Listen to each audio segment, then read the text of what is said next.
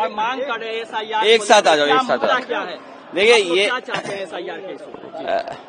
लोकतंत्र तब मजबूत होगा जब सबका अधिकार जो वोट डालने का वो डालें हम लोग वोट, और जब वोट डालने का ये अधिकार छीना जा रहा है तो हम कहाँ आवाज उठाएं? इससे अच्छी जगह कोई हो सकती है जहां आवाज उठाएं?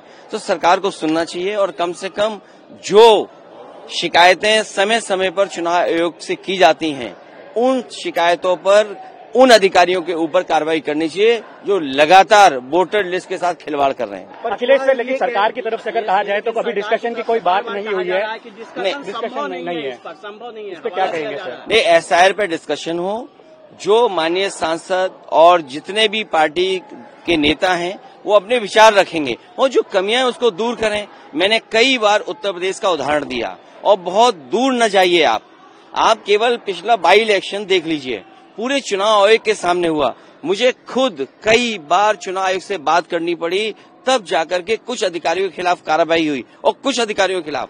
आप सोचिए डे 1 से सरकार क्या करती है, जब प्रिसाइडिंग ऑफिसर बनते हैं तो वो जाति के आधार पर तय करते हैं कि जाति के आधार पर उनकी विचारधारा को कौन सूट करता है। उसके बाद पुलिस की पोस्टिंग उस हिसाब से होती है कि पुलिस कौन सी लगाई जाएगी, एसओ कौन लगाया जाएगा। प्रिसाइडिंग ऑफिसर्स को ये टारगेट दिया जाता है कि फर्जी वोट डालेंगे आप, और पिछले चुनाव में सुनने में आया है 100 वोटों का फर्जी दिया गया था। और एक बार हमारी खुद की शिकायत पर जब मैंने शिकायत की और आयोग ने नोटिस दिया तो मैंने खुद पार्टी के कार्यकर्ताओं से मिलकर के 18,000 ऐसे वोट जो 2019 में डाले थे 22 में डिलीटेड हो गए थे, हम लोगों ने बाकायदा एफिडेविट के साथ शिकायत की है, लेकिन एक भी अधिकारी के खिलाफ कार्रवाई नहीं हुई। और जब एक मुरादाबाद में संभल में एक ऐसा अधिकारी पकड़ा गया कि जिसने जानबूझ करके वोट काटा था, डिलीट किया था, उस समय जिलाधिकारी दबाव बना रहे थे और जिलाधिकारी इसलिए दबाव बना रहे थे शिकायतकर्ता पे कि आप अगर शिकायत करोगे तो तुम्हारे खिलाफ ये कार्रवाई हो जाएगी। आप कभी भी यूपी का चुनाव देखे होंगे, डीजीपी हटता था, होम सेक्रेटरी हटता था, डीएम हटते थे, एसएसपी हटते थे। जब से बीजेपी की सरकार आई है ये पोस्ट होते हैं कि चुनाव कौन लूट सकता है अच्छी तरह, जो चुनाव अच्छी तरह लूट सकता है उसको अच्छी पोस्टिंग दी जाती है। और मैं ये एक बार नहीं कह रहा हूं, आप हमारे जो पार्टी के हैंडल से शिकायतें हुई हैं, जो हमारे पार्टी के ट्विटर हैंडल से, सोशल मीडिया के माध्यम से चुनाव आयोग को बाकायदा वीडियो के साथ, क्लिप्स के साथ, न्यूज के साथ टैग कर करके किया, अगर एक भी अधिकारी के खिलाफ कार्रवाई की हो चुनाव आयोग ने तो बताइए आप। और एक तो अधिकारी रिवॉल्वर दिखा रहा था, प्रेस के लोग अलाउड नहीं थे।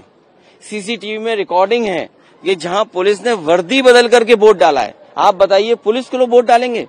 कुंदरकी का चुनाव आप निकलवा दीजिए, आप सीसीटीवी की रिकॉर्डिंग निकलवाई है, एक सीसीटीवी में आपको पुलिस के लोग निकलेंगे जो प्राइवेट ड्रेस में वोट डाल रहे थे।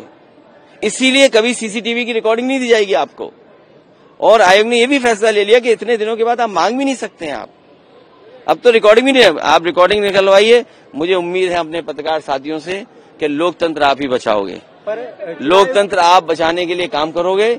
इसलिए हमारा सुझाव है कि ये जो मशीन रखते हैं बीजेपी वाले, नकली आधार बना करके नकली वोटर आईडी बनाते हैं, इनकी मशीन छीनी जाए और वोटर आईडी और आधार मेटल का होना चाहिए।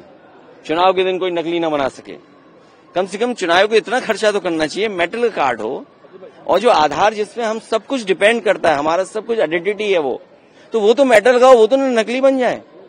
रीड करने के लिए तो मशीनें बना ही सकते हैं, टेक्नोलॉजी इतनी आसान है, इतनी सस्ती है, वो हम किया जा सकता है। लेकिन चुनाव को सुधार करना चाहिए, सरकार को हमारी बात सुननी चाहिए।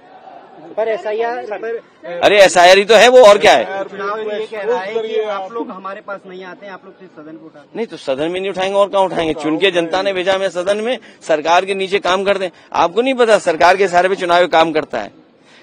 डीएम कौन सा पोस्ट होगा, एसएसपी कौन सा पोस्ट होगा, हमारी शिकायत में एक भी नहीं हटा।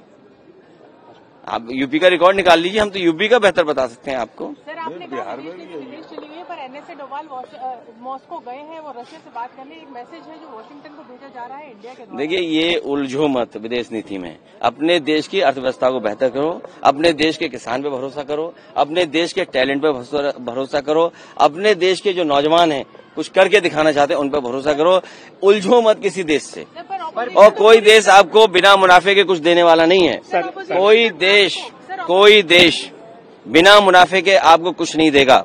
इसलिए आपको तैयार होना चाहिए। अपना बाजार हम कब से देते आए हैं, आजादी के बाद से हम अपना बाजार देते आए हैं। उन बातों पे हम नहीं उलझना चाहते हैं, पीछे मुड़ के नहीं देखना चाहते हैं। आगे क्या हो सकता है, इस सरकार को फिर एक अच्छा मौका मिला है।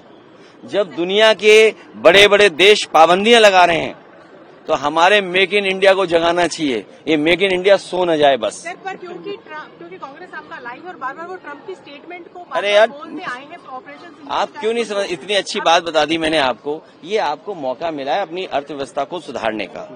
हम सब अपने किसानों पे भरोसा करें, उद्योगपतियों पे भरोसा करें, नौजवानों पे भरोसा करें, अपनी इंस्टीट्यूशंस पे भरोसा करें और एक बार फिर 10 साल और 15 साल का ये कार्यक्रम बनाएं कि हम कोई चीन का सामान नहीं खरीदेंगे और विदेश का सामान आने से या विदेश पे हम निर्भर न हो, उसके लिए हम कार्यक्रम बनाएं। इसलिए मेक इन इंडिया सोए नहीं, मेक इन इंडिया जाग जाए, मेक इन इंडिया और तेजी से काम करे।